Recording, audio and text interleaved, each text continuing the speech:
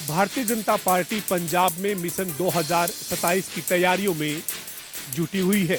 इसी कड़ी में हरियाणा के मुख्यमंत्री नायब सिंह सैनी और पंजाब के बीजेपी के अध्यक्ष सुनील जाखड़ की मौजूदगी में शुक्रवार को पंजाब भाजपा के चंडीगढ़ कार्यालय में कई नेताओं ने भाजपा का दामन थामा है। इस दौरान हरियाणा के मुख्यमंत्री नायब सिंह सैनी ने कहा कि पंजाब में आम आदमी पार्टी के कुशासन से लोग दुखी है और इसी के चलते इस बार पंजाब में भारतीय जनता पार्टी के कमल का फूल खिलेगा।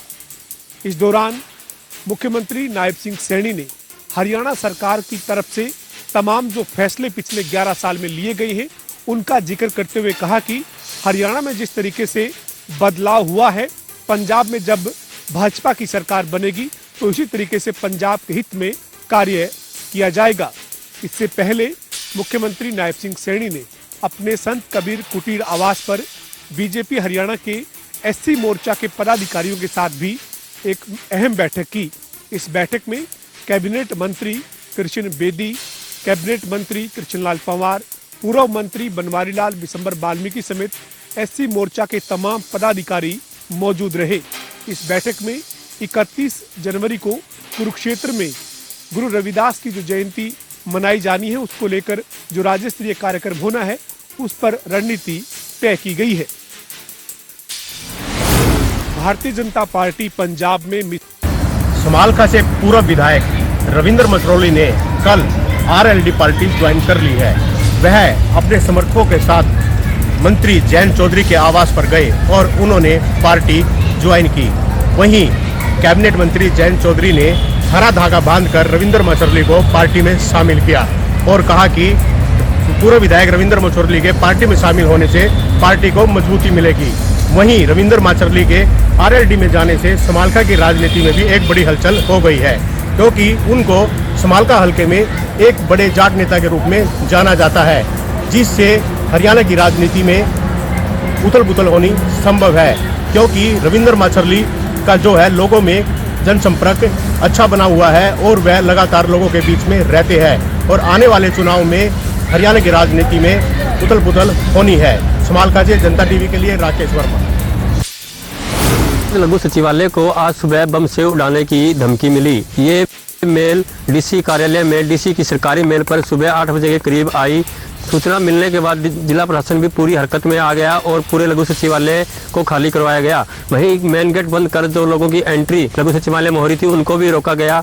इस संबंध में जानकारी देते हुए फतेहाबाद के एसपी सिद्धांत जैन ने बताया कि डीसी कार्यालय में एक मेल आई थी और उसमें लिखा गया था कि फतेहाबाद लघु सचिवालय को बम से उड़ा दिया जाएगा। इसके बाद लघु सचिवालय में जितने भी कर्मचारी काम कर रहे थे उन्हें बाहर निकाला गया और एहतियात के तौर पर डॉग स्क्वाड टीम और बम स्क्वाड टीम को भी बुलाया गया, जिन्होंने गहनता से पूरे लघु सचिवालय की जो जांच की। करीबन 2 घंटे के बाद क्लीन चिट दी गई। वहीं बता दें कि वर्ष 2025 में भी इस प्रकार की धमकी जिला डीसी की मेल पे आई थी और उसमें अभी तक जिला प्रशासन कुछ कार्रवाई नहीं कर पाया। अब देखना ये होगा कि जिस तरह लगातार दूसरी बार ये धमकी आई है इसमें फतेहाबाद जिला प्रशासन कब तक कार्रवाई करेगा और जिन लोगों द्वारा ये मेल की गई है उन्हें कब तक गिरफ्त में लेगा। जनता टीवी के लिए फतेहाबाद से रमेश कुमार की रिपोर्ट।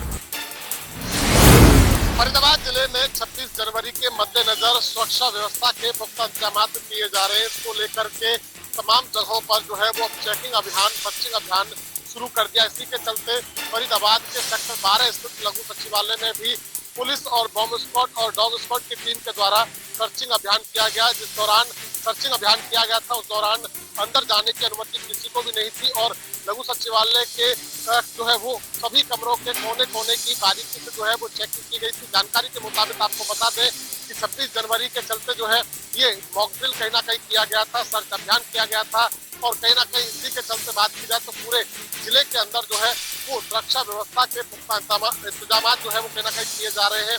रेलवे स्टेशन हो, बस स्टैंड हो या फिर मेट्रो स्टेशन हो, सभी पर जो है वो अब चेकिंग प्रक्रिया जो है वो देखने को मिलती हुई नजर आएगी। पूरी तरीके से जिले के अंदर किसी प्रकार की कोई अनहोनी घटना ना हो, इसके मद्देनजर इस तरीके के जो ठोस कदम है वो प्रशासन द्वारा फरीदाबाद में उठाए जा रहे हैं। फरीदाबाद से जनता टीवी के लिए मुकेश राजपूत।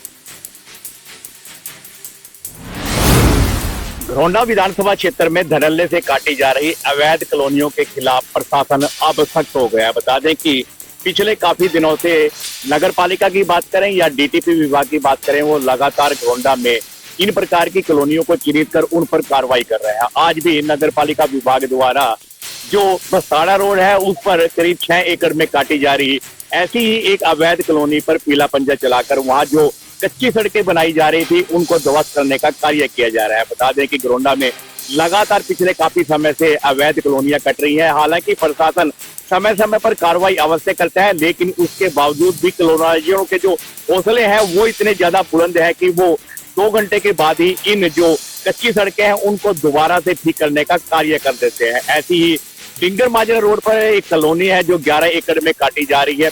पिछले काफी समय से उस कॉलोनी पर विवाद भी चलता है और 5 बार डीटीपी विभाग की बात करें या नगर पालिका विभाग की बात करें, उन्होंने उस कॉलोनी को ध्वस्त करने का काम किया है। लेकिन कॉलोनाइजरों के हौसले इतने बुलंद हैं कि वो 2 घंटे के बाद फिर उसी कॉलोनी को सड़कें ठीक कर देते हैं। हालांकि डीटीपी विभाग द्वारा इस कॉलोनी पर नोटिस बोर्ड भी चिपका दिया गया है, लेकिन रात के समय उस नोटिस बोर्ड को भी उखाड़ फेंका था। आज नगर पालिका विभाग द्वारा बस्ताड़ा जो रोड है उस पर करीब 6 एकड़ में काटी जा रही ऐसी एक कॉलोनी पर कार्रवाई की है।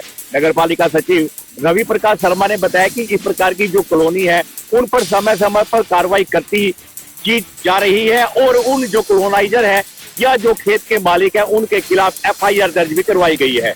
घोंडा से जनता टीवी के लिए सुशील गोते। जींद के बड़ौदी गांव के पास एक रोडवेज सरकारी बस है गाड़ी चालक को बचाने के चलते अनियंत्रित होकर खेतों में पलट गई और बस के अंदर बैठी सवारियों को इमरजेंसी विंडो को तोड़कर बाहर निकाला गया और काफी यात्री जो खेत के अंदर जो फसल थी उसमें पानी आया हुआ था उसके अंदर फंस गए और कड़ी मशक्कत के बाद उस यात्रियों को बाहर निकाला गया। घटना का कारण ये बताया जा रहा है कि जो जींद के बड़ौदी गांव है उनके पास एक खटखट टोल प्लाजा है और खटखट टोल प्लाजा को टोल को बचाने के लिए जो यात्री जो गाड़ी चालक है वो वहां से गुजरते हैं और जो टी पॉइंट बना हुआ है वहां पर गाड़ी की जो स्पीड है वो ज्यादा रखते हैं और उसी के चलते ये आज हादसा हुआ है।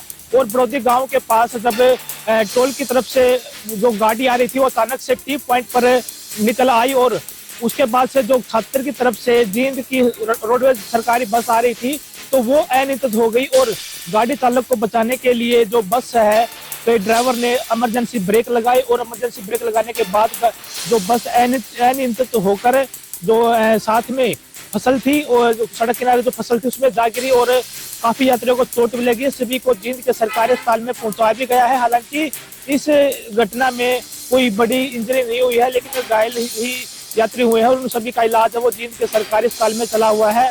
वो वहाँ पर पुलिस ट्रैफिक को बहाल करने के लिए जो जींद के पुलिस कर्मचारी हैं वो भी आपको जैसे कभी बताना था कि जो गाड़ी चालक है वो ज्यादा स्पीड से आया हुआ था और उसी गाड़ी चालक को बचाने के लिए जो रोडवेज बस है वो पलट गई।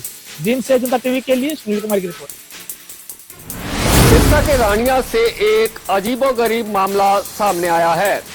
दरअसल सिरसा के रानिया के एक गांव से एक व्यक्ति को गोबर खिलाने का मामला सामने आया है। जानकारी के अनुसार एक दिव्यांग व्यक्ति को शर्त के नाम पर गोबर खिलाया गया और उसके बाद उसकी वीडियो भी वायरल कर दी गई। वीडियो में साफ दिखाई दे रहा है कि एक पशु बाड़े में कुछ लोग इकट्ठा हुए हैं, जहां एक दिव्यांग व्यक्ति को शराब पीने के बहाने से बुलाया गया और उससे 1000 रुपए की शर्त के नाम पर उसे गोबर खिला दिया गया, जिसकी की वीडियो भी बनाई गई और उसे सोशल मीडिया पर वायरल कर दिया गया। जब वायरल वीडियो परिजनों तक पहुंची तो उनके होश उड़ गए और उन्होंने अपमान के डर से इस सारे मामले की सूचना पुलिस को दी। फिलहाल पुलिस ने मामला दर्ज कर लिया है और आगे की जांच में जुट गई है। जनता टीवी के लिए सिरसा से मुख्तार सिंह।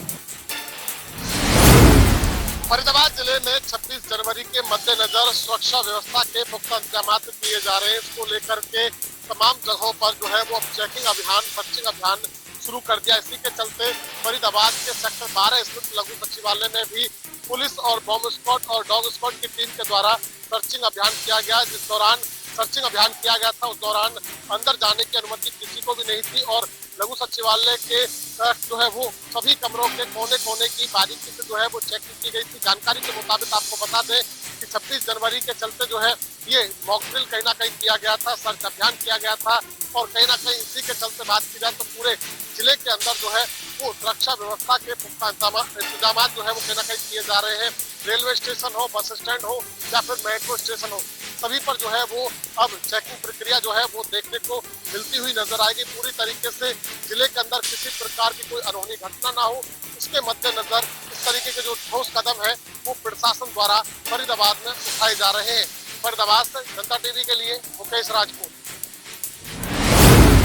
घरौंडा विधानसभा क्षेत्र में धड़ल्ले से काटी जा रही अवैध कॉलोनियों के खिलाफ प्रशासन अब सख्त हो गया है। बता दें कि पिछले काफी दिनों से नगर पालिका की बात करें या डीटीपी विभाग की बात करें, वो लगातार घरौंडा में इन प्रकार की कॉलोनियों को चिन्हित कर उन पर कार्रवाई कर रहे हैं। आज भी नगर पालिका विभाग द्वारा जो बसाड़ा रोड है उस पर करीब 6 एकड़ में काटी जा रही ऐसी ही एक अवैध कॉलोनी पर पीला पंजा चलाकर वहां जो कच्ची सड़कें बनाई जा रही थी उनको ध्वस्त करने का कार्य किया जा रहा है। बता दें कि घरौंडा में लगातार पिछले काफी समय से अवैध कॉलोनियां कट रही है। हालांकि प्रशासन समय समय पर कार्रवाई अवश्य करता है, लेकिन उसके बावजूद भी कॉलोनाइजरों के जो हौसले हैं वो इतने ज्यादा बुलंद है कि वो 2 घंटे के बाद ही इन जो कच्ची सड़कें हैं उनको दोबारा से ठीक करने का कार्य कर देते हैं। ऐसी ही डिंगर माजरा रोड पर एक कॉलोनी है जो 11 एकड़ में काटी जा रही है। पिछले काफी समय से उस कॉलोनी पर विवाद भी चलता आ रहा है और 5 बार डीटीपी विभाग की बात करें या नगर पालिका विभाग की बात करें, उन्होंने उस कॉलोनी को ध्वस्त करने का काम किया है। लेकिन कॉलोनाइजरों के हौसले इतने बुलंद हैं कि वो 2 घंटे के बाद फिर उसी कॉलोनी को सड़कें ठीक कर देते हैं। हालांकि डीटीपी विभाग द्वारा इस कॉलोनी पर नोटिस बोर्ड भी चिपका दिया गया है, लेकिन रात के समय उस नोटिस बोर्ड को भी उखाड़ फेंका था। आज नगर पालिका विभाग द्वारा बसाड़ा जो रोड है उस पर करीब 6 एकड़ में काटी जा रही ऐसी एक कॉलोनी पर कार्रवाई की है। नगर पालिका सचिव रवि प्रकाश शर्मा ने बताया कि इस प्रकार की जो कॉलोनी है उन पर समय समय पर कार्रवाई करती की जा रही है और उन जो कॉलोनाइजर है या जो खेत के मालिक है उनके खिलाफ FIR दर्ज भी करवाई गई है। घरौंडा से जनता टीवी के लिए सुशील गोपी।